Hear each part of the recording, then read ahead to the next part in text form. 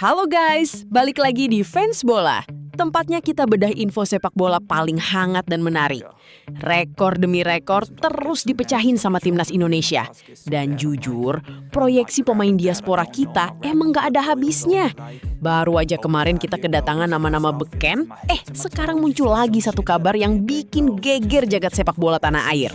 Gak main-main, pemain dari klub Championship Inggris, Stoke City, yang punya market value fantastis sekitar 121 miliar rupiah, blak-blakan bilang tertarik buat gabung skuad Garuda. Namanya Maitland Niles. Gokil nggak tuh?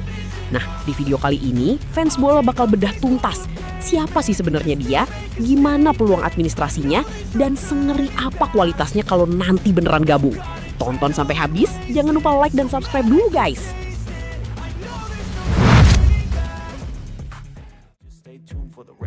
Oke, kita kenalan dulu sama abang yang satu ini, Maitland Niles. Dari namanya aja udah million alias jutaan guys. Semoga aja bawa hoki jutaan dolar ya buat timnas. Nah, usut punya usut, doi ini punya darah Indonesia yang lumayan kental. Kakek dari pihak ibunya itu asli arek Surabaya, Jawa Timur. Sementara bokapnya punya darah Suriname. Ditambah dia lahir dan besar di Belanda. Otomatis Maitland ini secara genetik eligible buat bela 3 negara sekaligus. Belanda, Suriname, atau Indonesia. Terus gimana ceritanya? Kok tiba-tiba nama Indonesia mencuat? Jadi kemarin sempat ada momen di mana fans Stoke City nanya langsung ke dia. Manhuf, lo kan punya keturunan Indonesia nih. Ada kepikiran nggak buat bela timnas Garuda? Dan jawaban doi ternyata sangat meyakinkan guys. Dia bilang dia sangat membuka pintu buat membela timnas Indonesia kalau emang ada tawaran resmi ke dirinya. Menariknya lagi, pas ditanya soal Suriname, dia justru kayak agak ngeles dan kurang tertarik.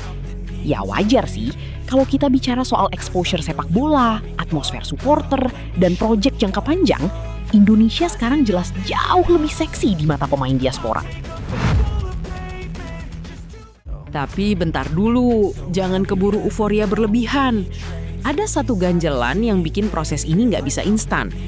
Ini mirip banget sama kasusnya Maarten Paes dulu. Maitland Niles ini usianya sekarang masih 24 tahun. Nah, beberapa waktu lalu, tepatnya sekitar tahun 2025-an ke belakang, dia sempat memperkuat timnas Belanda kelompok umur, yaitu U21. Menurut regulasi FIFA, pemain yang pernah membela tim nasional asosiasi lain di kelompok umur resmi setelah usia tertentu harus menunggu cooling down, alias jeda waktu 3 tahun sejak penampilan terakhirnya sebelum bisa pindah asosiasi. Karena sekarang kita udah di tahun 2026, berarti dia udah ngelewatin 1 tahun masa tunggu. Artinya, sekitar 2 tahun lagi, tepatnya di tahun 2028, pas usianya menginjak 26 tahun, dia baru bener-bener eligible secara hukum FIFA buat dinaturalisasi Indonesia. Lama? Relatif sih. Tapi menurut gue, usia 26 tahun itu justru usia emas, alias prime time-nya seorang pesepak bola. Dan momen itu bakalan pas banget buat ngebantu kedalaman skuad kita dalam jangka panjang. Misalnya buat persiapan kualifikasi Piala Dunia edisi berikutnya. Sekarang, mari kita bicara soal teknis di lapangan. Sebagus apa sih Maitland Niles ini? Kenapa harganya bisa tembus ratusan miliar? Pertama, dia ini bukan striker murni guys. Posisi aslinya adalah winger kanan. Tapi statistik keterlibatan golnya itu ngeri banget buat ukuran seorang pemain sayap. Waktu masih main di Vitesse Arnhem di Liga Belanda, dia main 88 kali dan sukses ngantongin 16 gol plus 14 assist. Total terlibat di 30 gol. Makanya Stoke City kepincut dan berani nebus dia dari Vitesse dengan mahar sekitar 69 miliar rupiah saat itu. Di Stoke City yang main di Championship Inggris, yang terkenal liganya keras, fisiknya capek, dan jadwalnya padat, doi tetap jadi andalan utama. Dari total penampilannya, dia udah ngemas belasan gol dan assist. Kalau kalian lihat gaya mainnya, ini anak mirip banget sama legenda Belanda, Arjen Robben. Senjatanya adalah kecepatan tinggi, berani tusukan ke dalam alias cutting inside, terus lepasin shooting akurat pakai kaki kiri andalannya. Kiper lawan tuh sering ketipu karena arah bolanya susah ditebak. Kadang dikira mau di-placing ke tiang jauh, taunya malah ditembak kenceng ke tiang dekat. Secara postur, dia nggak terlalu tinggi, sekitar 178 cm, tegap, kekar, mirip-mirip tipe badan Egy Maulana Fikri, tapi dengan kecepatan dan dribbling sekiller Eliano Reinders.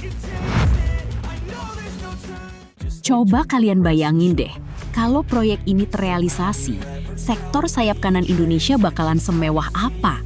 Kita punya Eliano Reinders, punya Milian Manhoef, belum lagi talenta lokal kayak Egy. Kita kayak punya stok Arjen Robben yang melimpah. Kalau ada yang cedera atau akumulasi kartu, kualitas tim gak bakal turun. Negara-negara tetangga di Asia Tenggara pasti makin pusing lihat kedalaman skuad Indonesia yang isinya pemain-pemain reguler di Liga Top Eropa. Kesimpulannya, Milian Manhoef udah kasih lampu hijau. Kualitasnya udah terbukti di Championship Inggris. Tinggal sekarang gimana PSSI gerak cepet buat mulai PDKT dan mengawal proses administrasinya.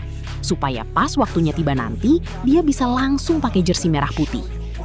Gimana menurut kalian guys? Layak gak Milian Manhoef ini kita tungguin 2 tahun lagi buat masuk skuad Garuda?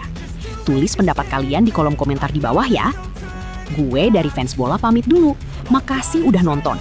Sampai ketemu di video pembahasan taktik dan diaspora selanjutnya. Salam olahraga.